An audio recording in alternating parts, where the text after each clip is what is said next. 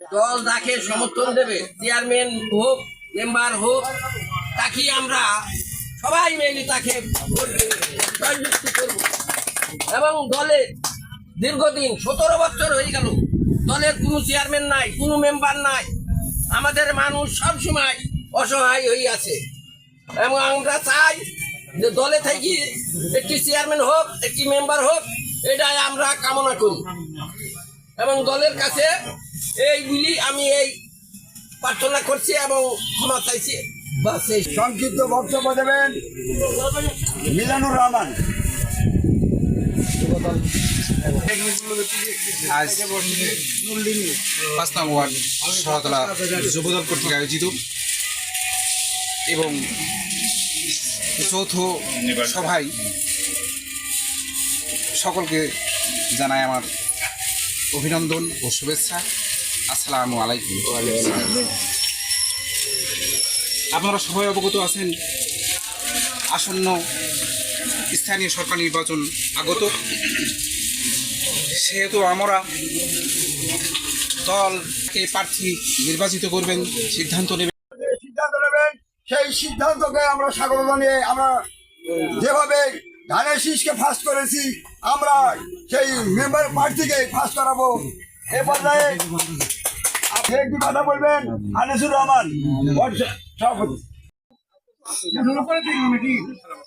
ধানের শীষের প্রতীকে যারা ভোট করেছেন, আমরা এই গ্রামে 1200 ভোট করেছি, সর্বোচ্চ ভোট দিয়েছি আমাদের ধানের শীষের প্রতীকে। আমরা তারপরেও আমরা এই গ্রামের বিএনপির যে একটা দুর্গ, আমরা সেটা প্রমাণ করেছি। আপনারা আগামী যে মেম্বার কিংবা চেয়ারম্যানের যে নির্বাচন আসছে, সেই নির্বাচনে আমরা স্ফূর্তভাবে একত্রিত হয়ে কাঁধে কাঁধ মিলিয়ে আমরা যে প্রার্থী দেব, সেই দলের সিদ্ধান্ত নেব। ঐক্যবদ্ধ আমাদের ঠিক রাখতে হবে। আমরা যে প্রার্থী দেব, সেই প্রার্থীকে আমরা ভোট দিয়েই তাকে নির্বাচিত করব।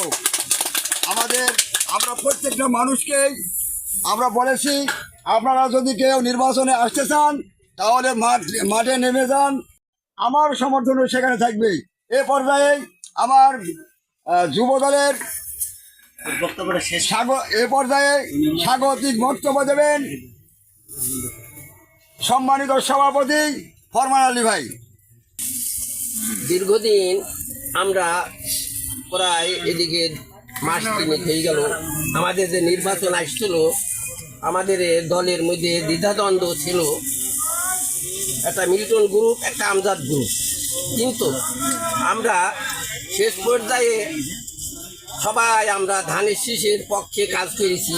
আমার শহরতলার সবাই একবারই, এই জন্যে আমরা সবাই আজ যুবদল, ছাত্রদল, স্বেচ্ছাসেবক দল এবং মূল দল সবাই যৌথভাবে আমরা আজকে এই মিটিংটা ডাকছি। যে অনেক দিন হয়ে গেল এক জায়গায় বসা হয়নি, এই কারণে।